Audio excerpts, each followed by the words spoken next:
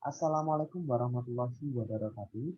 Berjumpa lagi dengan saya Najmuddin Anwar Wicaksuni dengan nomor induk mahasiswa 22032508. Di sini saya akan menjelaskan tentang anatomi indera pendengar yang dibimbing oleh Bapak Henry Widiharto, Expert Nurse, MPD.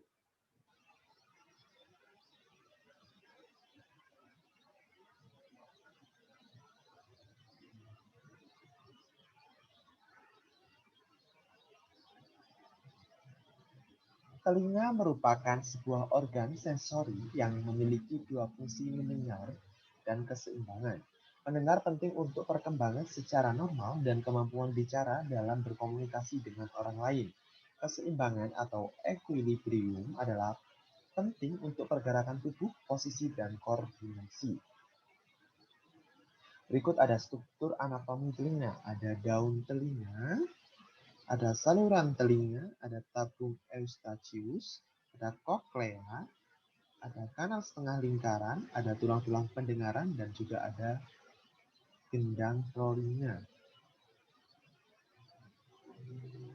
Lanjut, anatomi telinga luar. Telinga luar terletak di dalam tubuh temporal, meliputi aurikel atau ina dan saluran auditori. Telinga luar terpisah dari telinga dalam melalui struktur yang disebut membran timpani. Berikut adalah gambar telinga luar. Selanjutnya yaitu ada auricula, terletak pada samping kanan kulit kepala, sebagian besar tersusun atas kartilage kecuali pada jaringan subkutan dan lemak pada lobus telinga.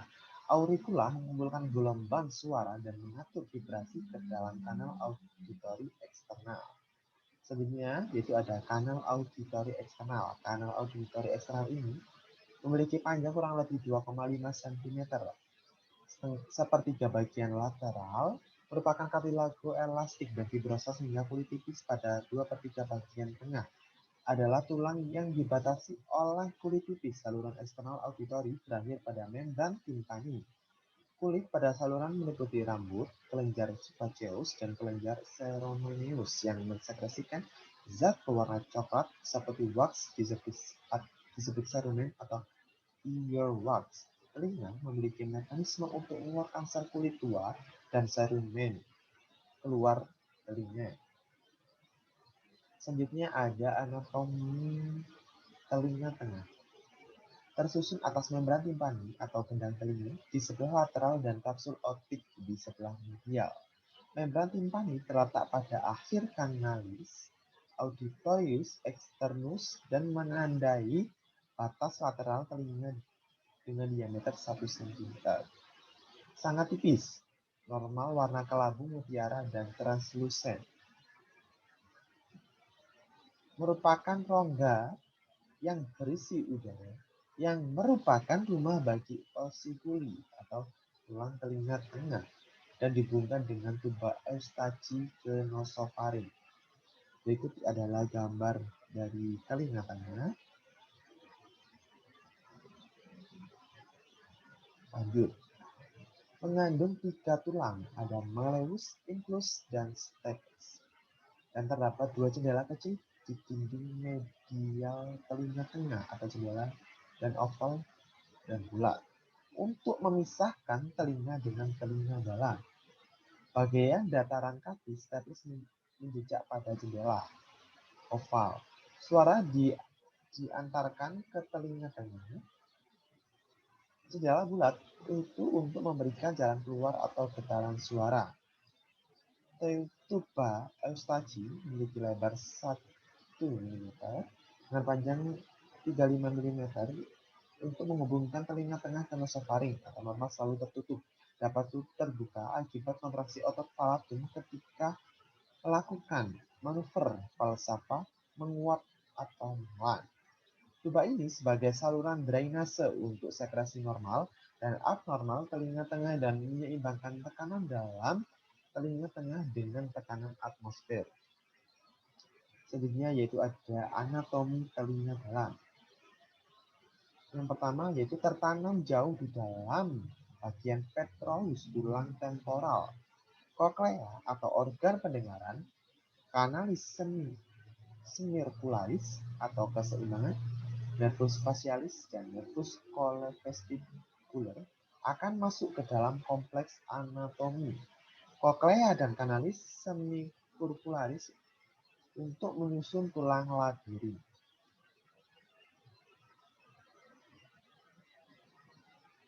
Kanalis semicircularis posterior, superior, dan lateral membentuk sudut 90 derajat satu sama lain dan mengandung organ reseptor yang berhubungan dengan keseimbangan organ akhir reseptor ini distimulasi oleh perubahan kecepatan dan arah gerak seseorang.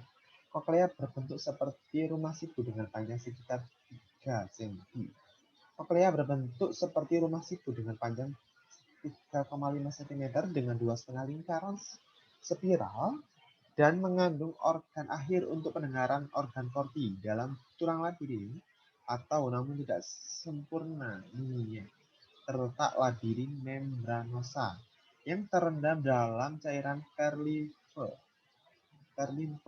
yang berhubungan dengan langsung cairan cerebrospinal dalam otak melalui aqueductus cochlearis. Labirin membranosa tersusun atas utriculus, aculus, canalis semicircularis, ductus cochlearis, organ korti. Labirin membranosa memegang cairan endolimfe.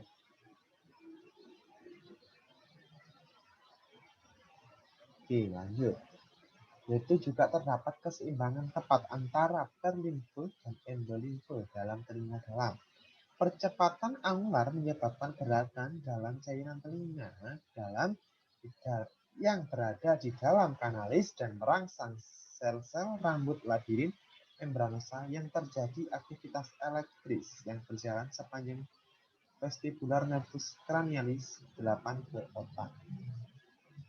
Perubahan posisi kepala dan percepatan linear merangsang sel-sel rambut utriculus yang dapat mengakibatkan aktivitas elektris yang akan dihantarkan oleh otak ke nervus cranialis. Di dalam kanalis auditorus internus, nervus cochlearis atau akustik yang muncul dari koklea bergabung dengan nervus vestibularis yang muncul dari kanalis semicircularis, utriculus, dan sulcus menjadi nervus cochlearis atau NK8 yang bergabung dengan NK8 atau nervus cochlearis di dalam kanalis auditorus internus adalah nervus facialis. Kanalis auditorius membawa nervus tersebut dan asupan darahnya ke batang otak. Prinsip psikologi yang mendasari konduksi bunyi. Yang pertama itu proses mendengar dimulai ketika getaran udara yang merupakan gelombang suara ditangkap oleh daun telinga dan masuk melewati saluran telinga hingga menggetarkan gendang telinga. Yang kedua, getaran diteruskan ke tulang martil, tulang landasan, dan tulang sanggurdi. Yang ketiga, getaran pada tulang sanggurdi menimbulkan tekanan pada jendela oval dan berkelanjut dengan menghasilkan tekanan pada saluran vestibulum menuju saluran timpani melewati membran basilar. Selanjutnya yaitu keseimbangan dan fungsi.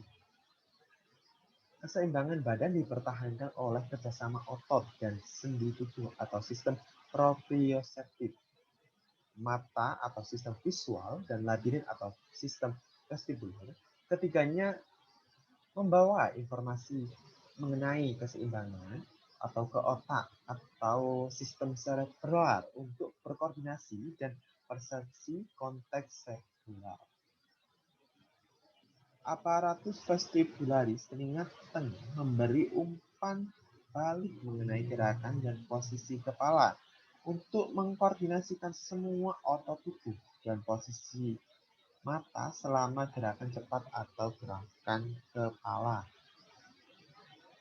Proses menjaga keseimbangan yaitu diawali dari posisi tubuh, miring batu otolit bergerak sesuai dengan arah kemiringan, batu otolit menyentuh sel rambut, nanti akan memberikan impuls. Itu akan dikirim ke syaraf vestibular, dan impuls itu dari Talamus akan dikirimkan ke cerebrum, nanti lanjut di penerjemahan posisi miring. Membran basilar bergerak naik turun sehingga setrosilia dari sel-sel rambut melekat pada membran tektorial. Impuls syaraf mengalir melalui saraf koklea menuju batang otak dan menyebar pada daerah auditori dari konteks cerebral. Kemudian, otak menerjemahkan sebagai suatu suara. Yang pertama, pendengaran dapat terjadi dalam dua cara. Yang pertama, ada bunyi yang dihantarkan melalui telinga luar dan telinga tengah yang terisi udara berjalan melalui konduksi udara. Yang kedua, suara yang dihantarkan melalui tulang secara langsung ke telinga dalam dengan cara konduksi tulang. Normalnya. Dan yang ketiga, yaitu normalnya konduksi udara merupakan jalur yang lebih efisien. Namun, adanya defek pada membran timpani atau terputusnya rantai osculus akan memutuskan konduksi udara normal dan mengakibatkan hilang rasio tekanan suara dan kehilangan pendengaran secara konduktif. Selanjutnya itu kenali bagaimana proses mendengar. Yang pertama, proses pendengar yaitu gelombang suara akan masuk ke telinga luar dan berjalan melalui liang telinga ke gendang telinga. Selanjutnya, dari gendang telinga bergetar karena masuknya suara dan mengirim getaran ketiga tulang kecil pendengaran yang ada di telinga tengah. Selanjutnya, tulang pendengaran Sangburdi atau stapes mengirimkan getaran suara ke telinga bagian dalam, yaitu adalah rumah siput. Getaran suara menggerakkan cairan di dalam rumah siput dan membuat sel-sel rambut di dalam bergetar sehingga mengubah gelombang suara menjadi sinyal listrik. Sinyal listrik tersebut diteruskan oleh syaraf pendengaran menuju ke otak. Dan di otak inilah yang terjadinya proses mendengar yang sebenarnya atau mengartikan suara yang didengar. Baik, terima kasih penjelasan dari saya tentang indera pendengar atau anatomi dari indera pendengar. Dan jangan lupa like, comment, and subscribe. Terima kasih. Wassalamualaikum warahmatullahi wabarakatuh.